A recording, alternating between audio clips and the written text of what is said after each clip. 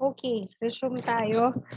Um, Leininger used the term PCN to describe the blending of nursing and anthropology. So all throughout, from our first year pa lang, we have been studying about nursing. And right now, si Leininger, she initiated to blend the course of nursing and anthropology. So meron ba kayong background sa anthropology? Um, Meron ba kayong idea ano ba ang anthropology, no?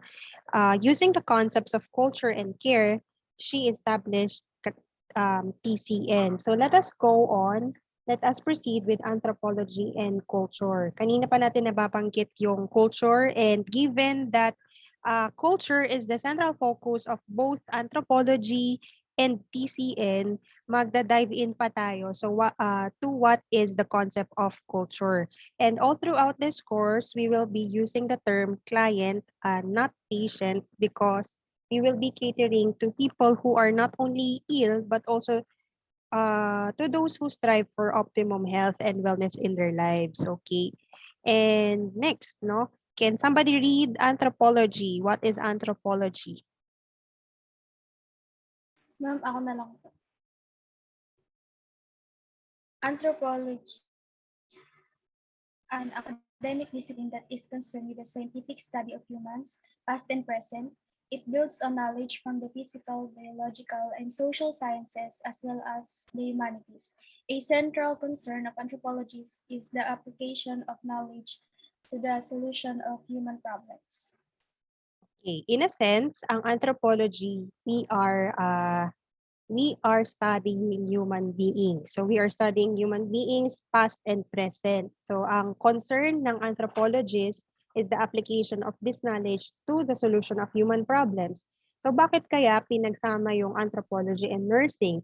Of course, ang course natin in the future, hindi naman tayo mag-aalaga ng aso, ng pusa, ng elephants. Kasi kung yun ang gusto nating alagaan, dapat nag-veterinary tayo, no? And nursing ang kinuha natin, ang aalagaan natin ay tao, no? People. We are going to cater to human beings, and human beings per se, meron tayong iba't ibang personalities. Hindi na natin yun itatakel muna. Mag-focus muna tayo sa culture. Okay, so according to Leininger, what is culture? Can somebody read again? Yan. Ako na lang po, ma'am. Sige. Culture is the learned, shared, and transmitted values, beliefs, norms, and life ways of a particular group of people that guide thinking, decisions, and actions in a patterned way. Culture is the blueprint that provides the broadest and most comprehensive means to know, explain, and predict people's life ways over time and in different geographic locations. Yan. So take note of this definition of culture. Pero later on, magkakaroon pa tayo ng mas summarized na definition ng culture. But according to Leininger, ang pinaka-broad na in a sense ng culture is this is learned, shared, and transmitted values. For example, ang nakasanayan mo kapag ikaw ay nagkaroon ng sariling family, yun din ang ipapasa mo. For example, nakasanayan nyo na sa family na, for example, bago matulog ay nagpe-pray, bago kumain nagpe-pray. Pero may mga pamilya naman na hindi sila sanay na nagpe-pray. Parang feeling nila masyado ka namang religious, masyado ka namang ganyan. So may mga culture na learned, shared, and transmitted. And ito yung itatakel natin. Pinaghalo na kasi yung anthropology and culture, the concept of culture, concept of care, thus nagkaroon tayo ng TCN. So what do you think is the reason how does culture influence a person's definition of health? No? And we have some examples here. Bakit kaya nakita ni Leininger na kailangan natin ng TCN? Bakit? Ano ba yung mga certain examples how a culture influences a person's definition of health? For example, number one, when is it appropriate to self-treat? And when is it serious to seek assistance? There are certain communities, there are certain areas na okay lang sa kanila na pumunta ng, for example, albularyo, pumunta sa magtatawas, pumunta sa manghihilot, because for them, yun yung nakasanayan nilang culture. I think your batch, your block, naka-experience kayo ng community health nursing na pumunta talaga kayo sa mga barangays, right? So, meron kayong meron kayong idea na nagpunta kayo ng mga barangay, yung iba't ibang pamilya lang na yon. Meron doon iba gusto nilang magpa-BP, yung iba naman ayaw, natatakot. Yung iba naman excited sila na makakita ng mga nakaputi. Baka kasi first time nila na sa community nila or sa barangay nila, hindi sila nadadalaw ng mga health workers. So, merong mga culture na it's appropriate for them to self-treat, and meron naman sa kanila na meron silang hangganan when is it serious enough to seek assistance. The choice of a healer, the culture also determines who is permitted, expected to care for someone who is ill. Culture also determines when a person is declared well and when they are healthy enough. For example, sa Pilipinas, wala pa tayong paternity leave, tama? Pero meron tayong maternity leave. Sa ibang bansa, they are giving paternal leave parang 30 days pa ata dahil for them, kailangan kasama yung asawang lalaki sa pag-aalaga ng baby. Now, for them, the culture nila, dinideclare din nila na a husband should also take care of the baby while the mother is also nursing herself. No, when someone is dying, next, culture often determines where, how, and with whom the person will spend his or her final hours, days, or weeks. Let's look into this last paragraph. When someone is dying, culture often determines where, how, and with whom the person will spend his or her final hours. For example, nandito tayo ngayon sa pandemic season. No? When someone is dying or when someone is parang nakita mo nga lang na naubo or parang nabalitaan mo na parang medyo nilalagnat, minamalat, ang tendency na natin is to isolate that person, quarantine na natin, plus ano yung ginagawa sa mga namatay dahil sa COVID? Ano yung ginagawa? Kinikremate ma'am kaagad. Yes, kinikremate agad. Mga ilang hours ba? Hindi ko alam kung ilang hours. Not more than 24 po. No. So, ibig sabihin, agad-agad, kinikremate na. Hindi natin kultura sa mga Pilipino na pag nag-survey ka, ayaw talaga natin ng cremation. I'm not sure kung sa inyo, kultura nyong sa family ninyo na okay lang na mag-cremation, pero merong mga pamilya na talagang very conservative pa. Gusto natin yung talagang bibigyan ng magandang maayos na libing, maayos na lamay, tama? So ngayon, dahil meron tayong pandemic season, nababago din yung kultura natin, nababago din yung naiimpluwensyahan din yung kultura natin on how we see the definition of health. But although culture is often sometimes connoted sa person's ethnicity or race, meron ding mga certain cultures na wala siyang kinalaman sa race or ethnicity. Ano yon? Meron tayong tinatawag na non-ethnic cultures. Okay, so sige nga, can somebody read one by one itong 1, 2, 3, 4, 5. Iba't ibang non-ethnic cultures yan. Mama ko na po sa una. Sige. Socio-economic status, culture of poverty and affluence, and the homeless. Okay, sige. Next. Ako na po. Ability or disability such as the culture of the deaf or hearing impaired and the culture of the blind or visual impaired.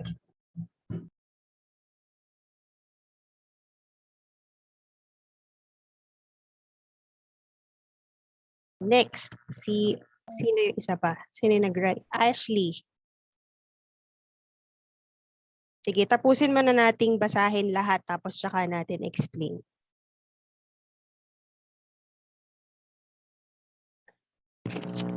One more time, Ashley, naka-mute ka.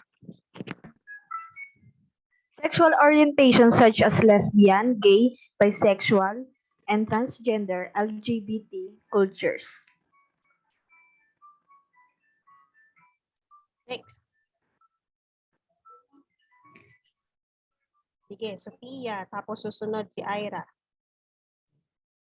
Age, such as the culture of adolescents and the culture of the elderly. And occupational or professional culture such as nursing. Di ba, napapractice niyo yung mga reading skills niyo. Punta tayo ngayon sa socio-economic status. Okay? Ano sa tingin niyo ibig sabihin ng affluent? When somebody is affluent or somebody has affluence, ano ba ibig sabihin nito? Kaya sa tingin niya. Sige, Google niya. Affluent. A-F-F-L-U-E-N-T. Ano ibig sabihin yan?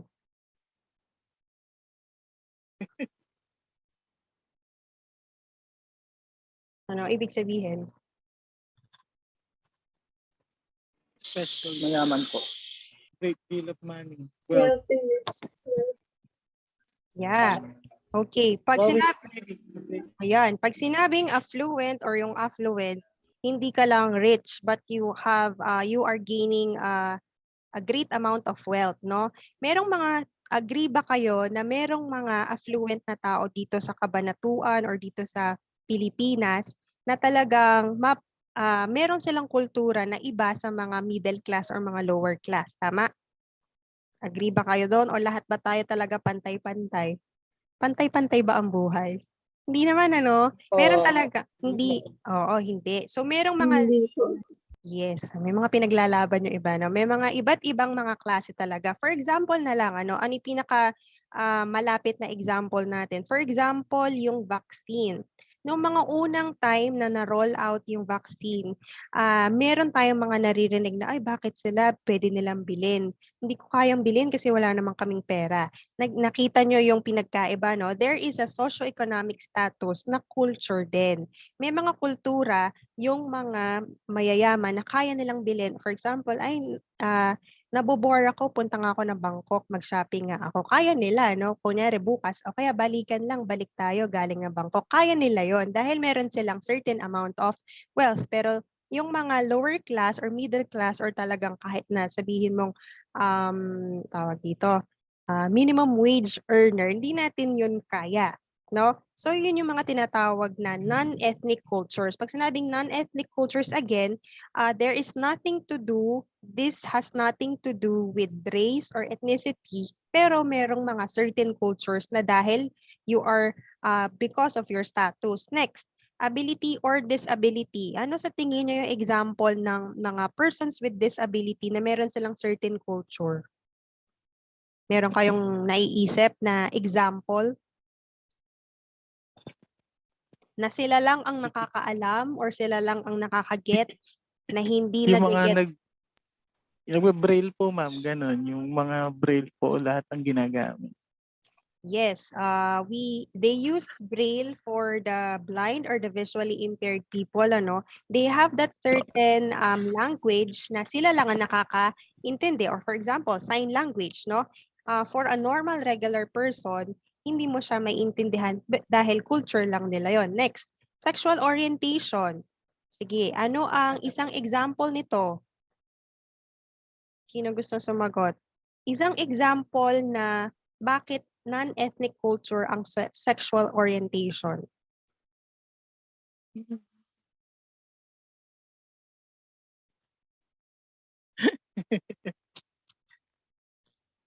Bakit? Dahil, for example, these certain people, for example, nag-identify ka sa LGBT group, meron tayong tinatawag na you have your own language, tama? Pero mga certain phrases or certain na mga salita or yung tinatawag na, ano tawag doon? Gay lingo, right? Gay lingo. Yes, meron mga or gay lingo or Becky language na certain group lang ang galing nga no, nakakome up sila ng isang language na sila ang nakakaintindi. Na minsan yung certain subculture na to na-adapt na rin ng ibang tao, no? Na hindi naman tinuturo but because a culture is learned, shared and transmitted. For example, For example, you do not identify with the LGBT group but because this is the certain people that you are associating with every day, nakukuha mo na rin yung language nila. So nakukuha mo na rin yung culture nila. Right? So for example, pansinin niyo yung mga beauty queens na ang nagha-handle sa kanila ay ang handler nila ay mga mamshi, no? Pati yung pagsasalita nila ay nakukuha na rin nila, pati paggalaw, na ang normal na babae, hindi siya masyadong maarte. Pero kapag talagang mga gays, kaya nilang i-arte yung sarili na. Gets nyo ba ako? So this is cool. This is a culture that is shared, learned, and transmitted. Next, age, no? Such as the culture of adolescence and the culture of the elderly. For example, ang Asian na countries talagang yung respeto natin sa mga elderly, sa mga nakakatandaan doon. Pero may mga countries, for example, some Western countries or some European countries, na kapag nag-reach na ng retirement ang isang nanay or tatay, dinadala na nila sa elderly homes or the home for the aged. But sa atin, hanggat buhay si Lola, ay gusto nating kasama. Gets? So occupational or professional culture such as nursing, such as this one on your screen. So this is a picture of a non-ethnic occupational culture. So the profession of nursing, as an example, is a non-ethnic occupational culture. Hindi naman sinabi na, Asian ka, hindi ka pwedeng maging nurse. Ay, Western ka, hindi ka pwedeng maging nurse. Hindi natin tinitingnan yung race. Get? So the faculty member on the left is transmitting the requisite knowledge and skills from one generation to the next by mentoring this nursing student. And as you can see, they are representing a different race. But regardless of the race that they are representing, regardless of the age that they are representing, they are both practicing the profession of nursing. So these are the non-ethnic cultures. Okay, nakakasunod po. Let's go to history, no? Given that okay, let's go to history. Okay, the historical foundation of transcultural nursing. Can somebody read again? Yung hindi ko pa narinig yung boses. Ma'am, ako na lang po. Sige, sino yon?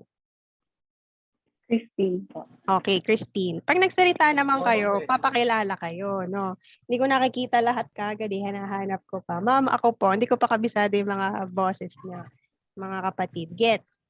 Ayan, sige, Almonte.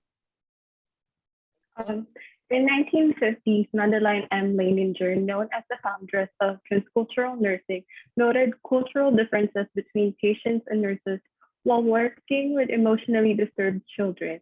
This experience led to study clinical difference in perception of the care. Okay, thank you. Yan. So, sa 1950s pa, nag-start yung curiosity ni Mother Leininger sa transcultural nursing. So, si Leininger, siya ang foundress at siya ang mother ng TCN. Nung umpisa, baka naalala nyo sa inyong foundations of nursing or sa theoretical foundations or sa fundamentals of nursing, natakil natin ito yung cultural diversity. Theory pa lang siya dati. But now, this is already a discipline in itself na kagaya ng MS, kagaya ng maternal and child health nursing, pinag-aaralan ng separate yung transcultural nursing. And there is no other person na pinaka-best na makakapag-explain sa atin ng TCN, no other than Leininger herself. So we have a video here and panoorin natin ito dahil hahanapan ko kayo ng inyong mga natutunan from this video. Okay? So, I will stop sharing tapos uulitin ko ulit.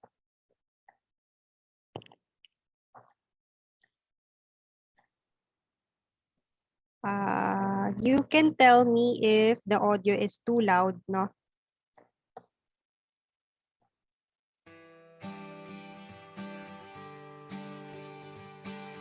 In 2008, Dr. Madeline Leininger visited Home Care of Rochester to share her transcultural nursing theories. Discipline of Transcultural Care, Theory and Research. And as you and others know, I've been working in this field to establish the discipline now. It is a discipline. It is the only single discipline created by nursing, and it is called the discipline of transcultural. That means that it is a formal area of study and practice. And that started in the late 1950s. Why is it important? Because first of all, it was a critical deficit. Why in the world did we think we could care for people of diverse cultures of the world and not know something about what is their culture and what does care mean to the culture? And so those were very important research and theoretical questions that had to be addressed. To me, it first was overwhelming because there were no theories that truly addressed and were congruent or even sensitive to cultures. And after studying nearly 5 to 10 years, different theories, and even going into the different disciplines to say what their theories were, I came to the conclusion that the theories that existed would not really open the doors to discover culture or to discover care or to put care and culture together as a holistic concept. So what has really happened is the importance. It is a complete kind of new understanding. It is a new approach to patient care. It is not only the most holistic approach of the totality of the whole human being, but it also is providing some dramatic, and I mean dramatic, outcomes, because the outcomes are really opening the door to these cultures to say, aha, you are interested in our culture. You are interested in what care means, and you're willing to provide services that are going to be, which is the goal of the theory, to provide culturally congruent care, or care that fits or is sensitive to the culture. Well, I think there's a lot of many different examples, but in the process of studying, using the theory, and using my ethno-nursing research method, because that was the second problem. There was no theory to get into it, and there was no methodology that would enable the people to, what I call, unlock or tell what they wanted to, and to be sure that they were protected and that what they said was important to listen to. So the ethno-nursing method was developed, and that was very important. But it was a difficult thing because our methodologies were all quantitative to the hilt. Numbers were the only damn thing that counted. And my methodology was a qualitative, that we looked at what is the quality of life. What is it that these people are responding to? Or what is it they want to tell about? Something of the quality of care. The significance of transcultural nursing today. The game and the whole thing is to provide, which is the goal of the theory, to provide culturally congruent care, or care that fits the culture. Because the importance is that if you theoretically provide that it provides, that it's meaningful, sensitive, and is useful, they'll adopt it or they'll respond to it. Or if you have to negotiate with them, they'll do so. So that's the big goal. Now today, in case you don't know, that started in 1959 when I said the goal of transcultural nursing was to provide culturally congruent care. Just 2 years ago, it is now a federal mandate that culturally congruent care must occur. And now today, in case you're not aware, and for nurses to know, there are now 9 states where no physician can become licensed unless they have knowledge and can practice and demonstrate transcultural human care. Isn't that remarkable? Now, that didn't exist even 20 years ago. Likewise, it didn't exist for nursing for nearly 50 years. So there's been a great transformation in the way you approach, the way you work with, and the way you assist or help people. And caring, as I have defined it, is an enabling process by which you facilitate, by which you assist, by which you guide, by which you help someone to link what you're trying to help them with their culture. Care constructs in transcultural nursing. And one of the dominant care constructs that has been long with us is that care is doing. Nursing was a doing culture. Do. And that you don't really care for people unless you do something for them, be it whatever it might be. But there was more to that what we found, even with the Anglo-Americans, that doing had to have something linked with it. And that doing was related to the first dominant care construct that became a universal, and that was the construct of trust. If I didn't trust somebody, there's no way that I'm going to begin to share with you what's going on. So the highest and the most universal construct was trust. So a Mid-American, Anglo-American would not really share unless they saw signs that you trusted them and they trusted you as a reciprocal thing. Now that's a pretty tall order. And how do we know that? Well, we know it sometimes by their gestures, by their mannerisms. Sometimes they're even candid and frank enough to say, I don't know if I should really share with you this. And they'll tell what the problem is, why they're afraid to. So the trust may be linked to many things. It may be linked to the whole concept of politically what is safe to say. What might I not say? And what can I say? So there's a feeling ground when you begin to work with people, is how do you know trust? How do you know when trust is established? And one of the most significant things is when the client or the person or the recipient you're talking to begins to tell some of what I call the inner secrets.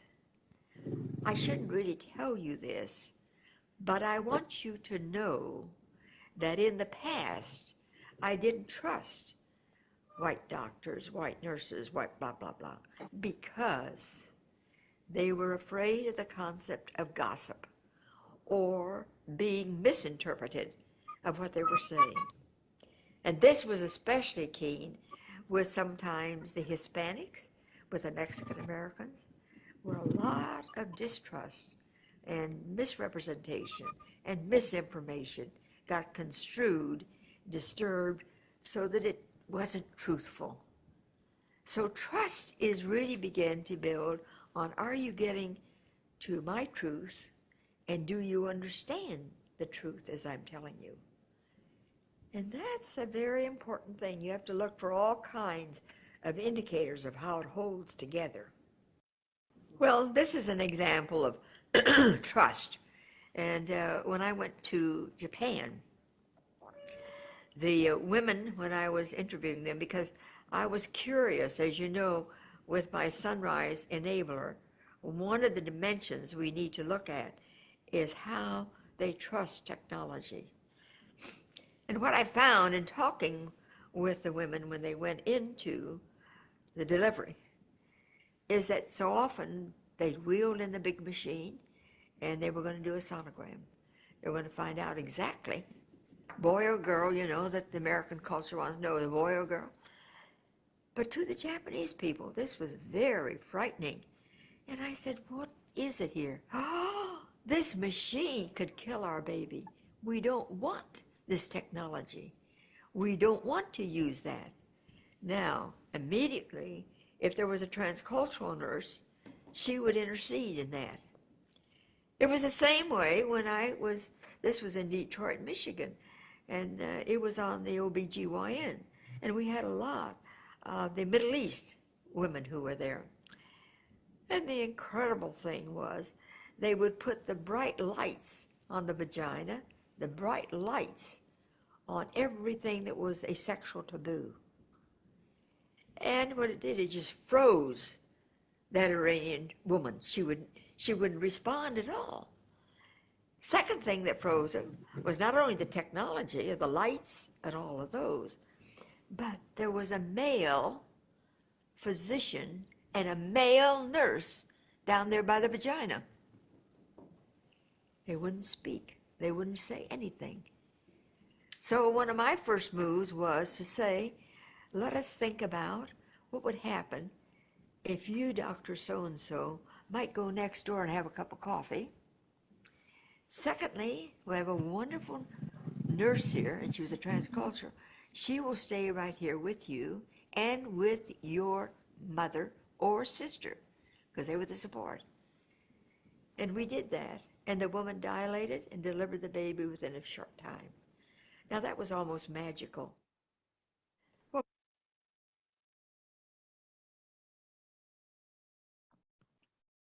End ko muna tapos pasok tayo ulit, same link. Kasi meron na lang akong 7 minutes.